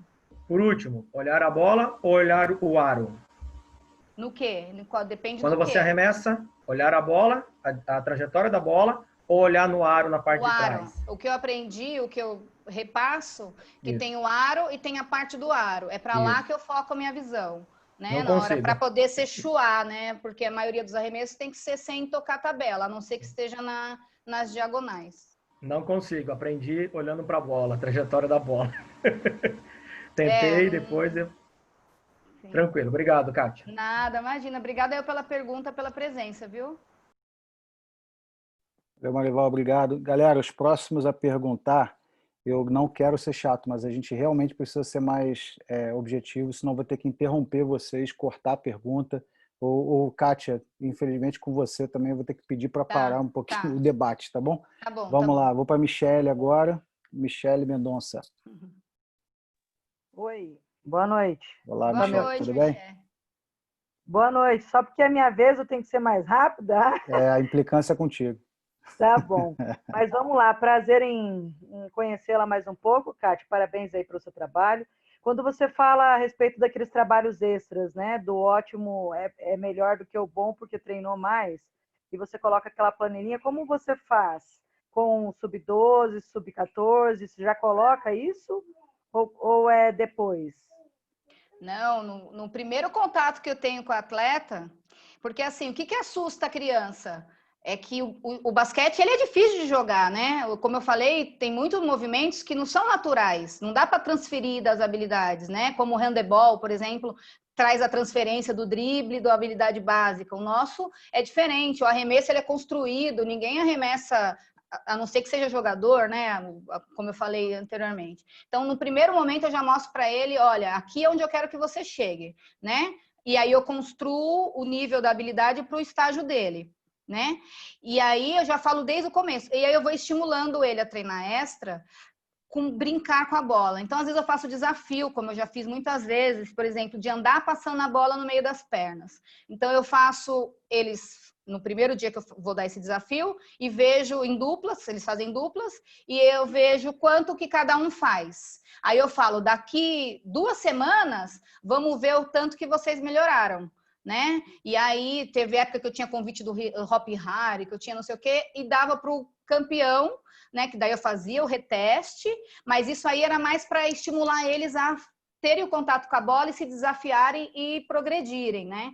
E assim, é muito nítido quando você cria esses desafios com os atletas, como eles vão atrás desse desafio, a ponto de você falar, vai beber água. Ninguém vai beber água, vai treinar porque quer vencer o desafio, né? E, na verdade, ele está vencendo a ele mesmo, está competindo com o outro, mas ele está vencendo a ele mesmo, né? E quando ele faz essas brincadeiras, esses recursos, né, de treinar, isso vai ser transferido para o jogo, ele vai ter facilidade de driblar, então ele vai ter facilidade para jogar 1 contra 1. Então é essa linha que eu sigo. Não sei se eu respondi, se era isso. E aí ele vai ter melhora porque ele está treinando mais.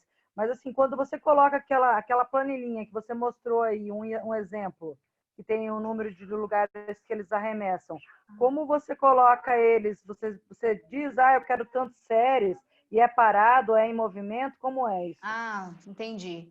Na verdade, eu tenho lá demarcados com números os locais de arremesso. E aí eu falo para eles que tem o aleatório, tem o fixo, né? E que tem uns que dê mais resultado que o outro no teste de retenção. Então, eles precisam treinar das 3 maneiras. E quando eles vão, por exemplo, fazer o fixo, eles colocam um asterisco. Quando é o aleatório, tipo na posição, em movimento, eles deixam em branco. Então, na hora que eu fizer a leitura, eu sei o que ele arremessou mais, entendeu? Mas aí são séries de 10, cada quadradinho são 10, e aí ele marca lá em cima quanto ele acertou, e embaixo quantos ele errou. E aí a gente tem legal. O percentual daquele quantitativo. Legal. E só para finalizar, quando você coloca a defesa, você falou bastante do ataque, né? E a defesa? Eu coloco a defesa sempre, mas eu não cobro resultado quando está no competitivo. Primeiro eu educo para o movimento e depois eu faço competir, porque eles têm que tentar aplicar aquilo porque não adianta saber fazer muito bem só no 1 contra 0, né? Aquilo tem que sair no 1 contra 1. O que eu faço é criar alguns exercícios gradativos para aumentar a complexidade naquilo que ele está fazendo, né? Por exemplo, ele vai treinar lá o arremesso, então ele faz bastante o educativo. Depois eu ponho só uma sombra, né, chegando, depois eu ponho uma sombra e mais velocidade para ele fazer a leitura, se ele já arremessa ou se ele bate para dentro, cortando esse adversário. Então, é essa linha que eu sigo. Ah, tá. Legal. Muito obrigada, tá? Valeu. Nada. Valeu. Obrigada eu, viu, Michele, por participar e perguntar. Obrigado, Michele, pela participação mais uma vez. Professor Birabello, Reforçando o pedido a todo mundo, tá, galera? Para ser breve na pergunta e Kátia, ser breve na resposta. Tá. Boa noite, Bira. Boa noite. Léo, antes eu preciso rapidamente mostrar uma foto para a Kátia e para todos que estão na sala. Dá para compartilhar? É sobre a palestra dela, Bira? Não, claro, sobre a palestra. Beleza. Posso compartilhar? Pode.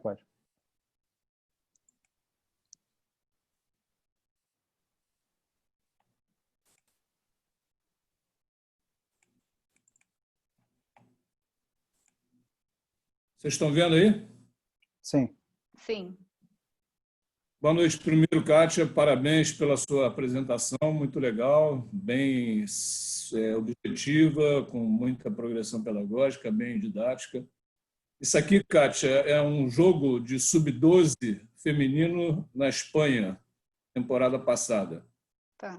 Várias alterações nas regras. Uma que eu queria colocar aqui, porque você falou durante a sua palestra, é a questão da linha de 3 pontos.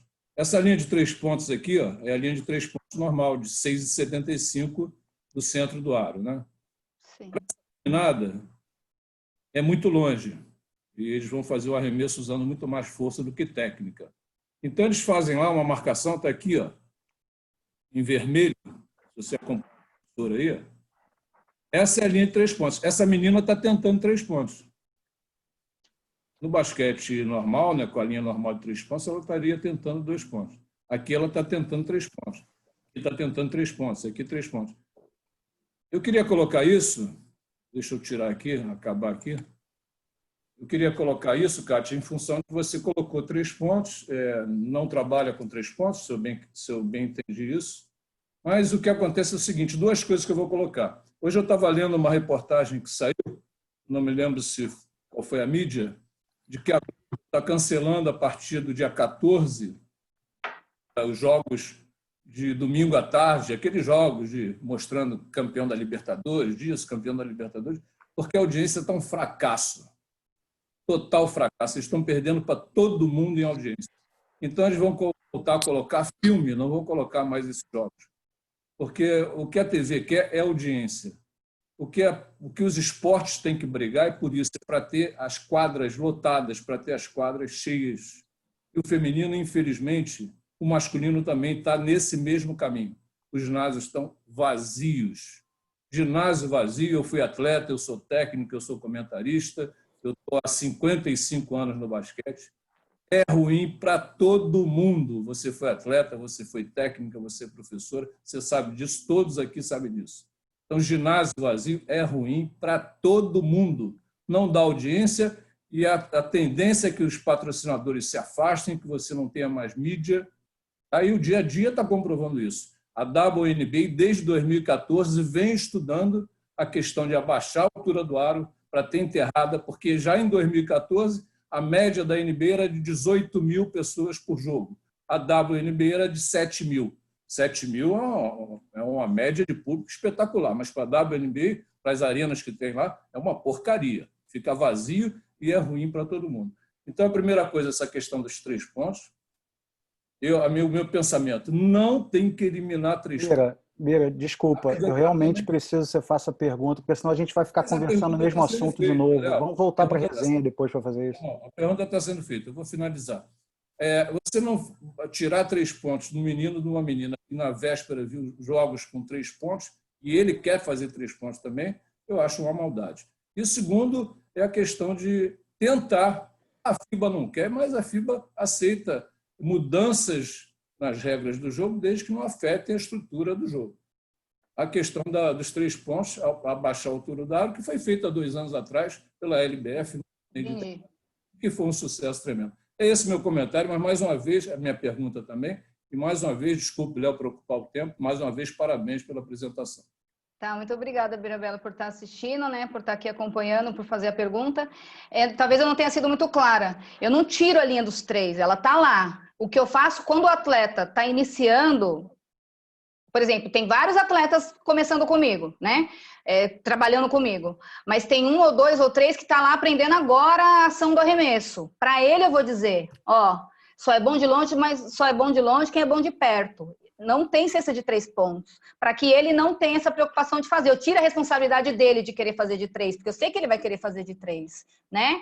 Porque daí ele vai progredindo e vai afastando, e aí ele vai chegar na linha dos 3, isso rapidinho. Agora, se eu deixo livre, eu treino lá a mecânica do arremesso, para ele ter um padrão bom. E daqui a pouco ele está lá arremessando no meio da quadra, ele não vai chegar, ele não vai ter nem bom, nem de perto, nem de longe. Porque ele precisa coordenar os dois membros. Para ele coordenar os dois membros, ele tem que ter facilidade de arremessar. Né? Para ele ter facilidade, a cesta tem que estar mais baixa, ele tem que estar mais perto, né? Quanto mais perto, mais fácil, e depois ele vai automatizando e vai afastando. Sobre abaixar a tabela, eu não acho que deva baixar.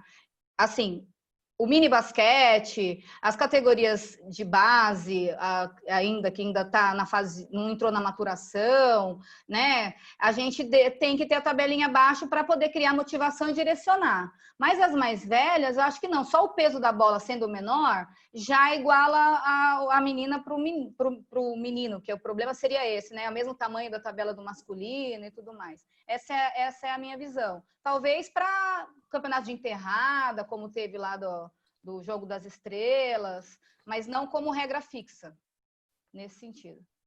Não sei se eu respondi, Beira. Obrigada. Muito obrigado e parabéns.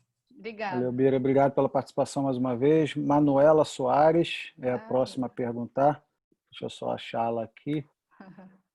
Vou até beber água, ela que me deu essa... Ah, que legal. Oi. Tá ok? Sim, sim. Oi, Kátia, tudo bem? Você rapidinho, né? Parabéns novamente, né? Eu ia fazer uma pergunta do passe zero, mas já foi mencionada. E aí, o que eu acredito do passe zero são realidades diferentes e informações diferentes, né? Para o nosso aluno poder compreender, que fica dentro do extrínseco. E aí é mais uma visão sua, né? Porque a gente não tem educação física, a gente chega o aluno chega com a gente com vício esportivo e modelo esportivo. Qual a sua posição em relação à motivação, né, do professor nesse momento, de mostrar para ele essa diferença? Você se entendeu? A diferença de vício, porque a gente ainda tem, né, muito aluno, a gente está falando de formação aluno-atleta, com vícios esportivos e modelo esportivo que você defende tanto. Tá, você está falando vícios nas habilidades motoras, por exemplo, no arremesso, que arremessa. Então, eu vou entender que ele aprendeu realmente a base da tentativa e erro, formou um padrão de movimento errado, e eu vou criar uma estratégia de melhorar, né, para que ele tenha mais resultado. Mas pode ser que ele aprendeu a base da tentativa e erro, e de tanto treinar, ele tem um bom percentual. Você não vê um monte de arremesso diferente, né? Tem até grandes jogadores fazendo isso. Né? Então, a minha motivação é ver o quanto aquilo está sendo benéfico para ele. Se não está sendo benéfico, está tendo resultado, vale ele seguir o meu modelo e eu criar estratégia para ele melhorar. Mas se já está tendo resultado, porque ele treinou muito aquilo e está cumprindo o objetivo, que é fazer a cesta, por exemplo, que é pontuar, não tem por que eu mexer. Eu vou dar recursos para ele para outros tipos de finalizações. Né? E qual que é a outra mesmo? Não, era mais essa, era do passe zero, mas já foi respondido. Obrigada, Kátia. Nada, obrigada. Bonita caneca, hein? Bonita caneca. Né? A Manu fez o curso comigo do COB ano passado, foi um prazerzaço conhecer você e virar sua amiga. Né? Obrigada por estar aqui hoje. Valeu, Manuela, obrigado pela participação. Próxima, até que enfim, a minha amiga Ellen Rosa, lá do Rio de Janeiro, vai fazer uma pergunta. Ela fica sempre escondida, só assistindo as palestras, mas hoje, em sua homenagem, ela vai fazer uma pergunta. Hoje eu resolvi aparecer. Kátia, primeiro parabéns aí pela sua explanação. É muito legal de ter conhecido aí durante esses 2 anos que a gente esteve lá junto no COB. Você sucinta na minha pergunta. Eu gostaria de saber, assim, na sua opinião, tem alguns lugares que a gente vem ouvindo, qual seria o primeiro fundamento que você estaria ensinando? Não tem primeiro fundamento, assim, a criança vai chegar, eu vou mostrar para ela onde ela pode chegar, vou pôr ela para brincar, porque tem bastante atividade lúdica desenvolvendo ela, porque meu objetivo inicial é que ela goste de praticar basquete e continue ao longo do tempo, né? Uns falam, ensino o primeiro arremesso, eu ensino o primeiro passo, eu ensino o primeiro drible. As questões individuais de fundamento são o que eu dou prioridade, né? Porque ela só vai jogar bem em conjunto se ela souber jogar bem com ela, né? Usando os recursos que ela tem. Né? Então, assim, eu não tenho essa prioridade. O passe ele é importante, mas eu não cobro tanto, porque eu não estou ainda voltada à ação coletiva, né? Mas eu vou criando estratégia de nível desse passe, a questão da defesa, criando estratégia de facilitações quando está a defesa, mas depois a defesa realmente posicionada, no melhor dela, na melhor técnica dela, melhor posicionamento, para que ela tenha um passe bom, porque obviamente que o jogo de basquete é coletivo, ninguém consegue jogar sozinho, porque tem que ter alguém para passar, para começar o jogo e tudo mais. Mas eu não tenho preferência e nem organização para isso, vou ensinar primeiro isso, né? Eu vou desenvolvendo os conteúdos durante a semana, durante, né, o processo todo. Respondeu? Obrigada. Ela tá dando um joinha lá. Respondido. Tá, obrigada, Ellie, pela presença. Ellie também foi um presentão que eu ganhei aí fazendo o curso, né? E a nossa amizade aí, a gente está sempre conversando. Obrigada, viu, por estar aqui hoje e fazer uma pergunta para mim. Beijo, fica com Deus. Tá, obrigada. Beijo, Ellen. Fica com Deus aí. Até breve. Júlio Malfi, para fechar as perguntas aqui. Boa noite, Júlio. Boa noite a todos. Parabéns, Kátia, pela sua explanação. Foi uma aula extremamente proveitosa e didática. Fiquei muito contente de estar vendo essa desenvoltura que você teve aí. Eu não vou perder muito tempo, eu vou direto. Tenho duas perguntas super legais. Uma pergunta, uma primeira curiosidade na sua explanação, que eu achei muito legal, porque o basquetebol hoje ele é feito de espaços, né? E você apresentou um desenho parecido com esse aqui, onde tem umas divisões assim que partem do centro do garrafão. Eu queria saber, Katinha, como você chegou nessa divisão de ocupação, como você identificaria elas, qual foi a sua referência para isso? Essa é a primeira pergunta, porque é uma das coisas que eu tenho buscado muito, essa ocupação de espaço, né? E a outra coisa é uma pergunta mais provocativa que tem a ver com eu sei o quanto você é guerreira, o quanto você se dedica pelo basquetebol, né? A gente conhece bem a luta, como é, e você vem de um curso de 2 anos, de uma pós-graduação, da modalidade basquete 3x3. Era isso que você esperava quando você entrou, quando você terminou o curso? Você acredita que a modalidade vai se desenvolver por esse caminho que ela está buscando? Eram 30 técnicos de todo o Brasil, 19 só terminaram, que conseguiram a máxima formação desses 2 anos. Fala um pouco para a gente que está aqui nessa sala, como é que é trabalhar basquetebol e procurar desenvolver uma modalidade que tem toda a possibilidade de ainda ser o único basquetebol a representar o Brasil nas Olimpíadas, se houver Olimpíadas, né? Então, essas são minhas 2 perguntas. Tá, primeiro, obrigada, viu, Júlio? O Júlio também é um colega, a gente participou aí 2 anos do curso, mas eu já conhecia ele no meio do basquete, aqui de São Paulo, tudo mais, acompanhei ele como técnico, também é um excelente técnico. Obrigada por estar aqui hoje e por fazer a pergunta. Sobre a primeira, sobre os espaços, na verdade, assim, eu quis mostrar que a questão das laterais, da zona morta, né? A questão de funilar é porque quando o atleta vai receber a bola, ele precisa se movimentar para dentro para quando ele vai receber fora, né? Ou quando ele vai receber dentro também. Então, é um espaço onde ele pode usar quando ele está naquele lado da ocupação, onde ele está no momento por exemplo, está na zona 2 lá, que espaço que ele tem para explorar ali na zona 2 para que ele não ocupe e fique no mesmo espaço que o outro. Seria nessa linha.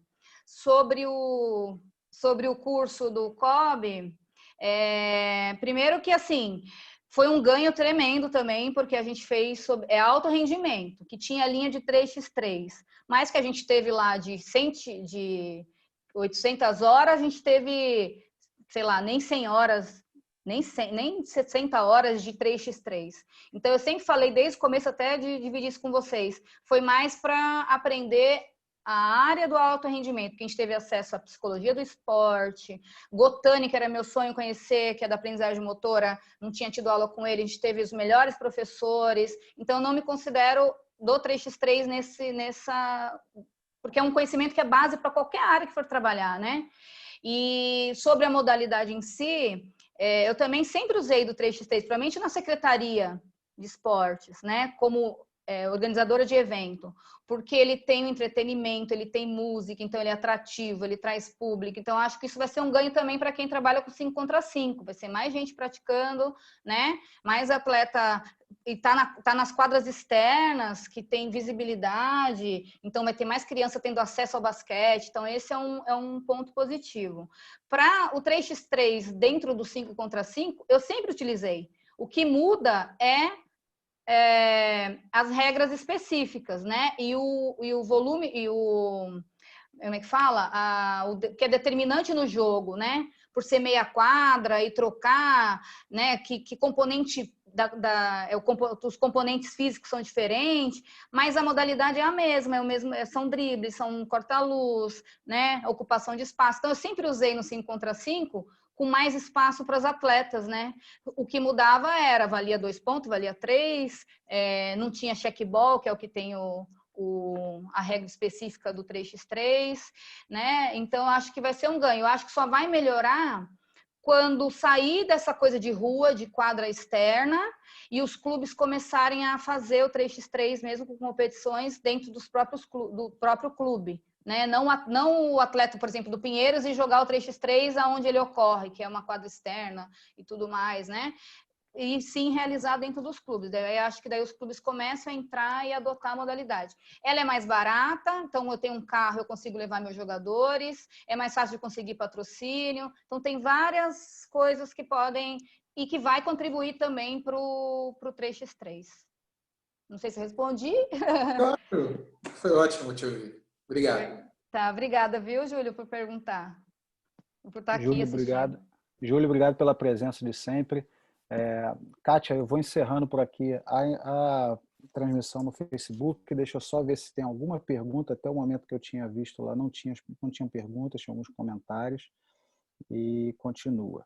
A gente tem só comentários. Então, obrigado, Kátia, pela apresentação. Se você quiser mandar um recado para o pessoal do Facebook, a gente vai encerrar a transmissão agora. Tá, eu até agradeço a presença de todo mundo, né, aqui do grupo do Zoom e do pessoal que está lá no Facebook. Espero que eu tenha contribuído de alguma forma. Às vezes a gente fica meio assim, fala, eu vou apresentar, mas sempre tem alguém que vai ouvir o que você tem para falar e vai levar para o seu dia a dia, né? Ou ratifica ou retifica, né? E eu espero ter contribuído e agradeço todo mundo pela presença. Beleza. Galera do Facebook, obrigado pela presença. Eu colei nos comentários o link para inscrição para o evento do fim de semana de basquete escolar e também aqui no chat para quem estava desde o início. Eu vou colar de novo o link ali para inscrição. Boa noite, pessoal que acompanhou no Facebook. Fiquem ligados durante a próxima semana na programação também. Um abraço. Obrigada, Léo. Já encerrei.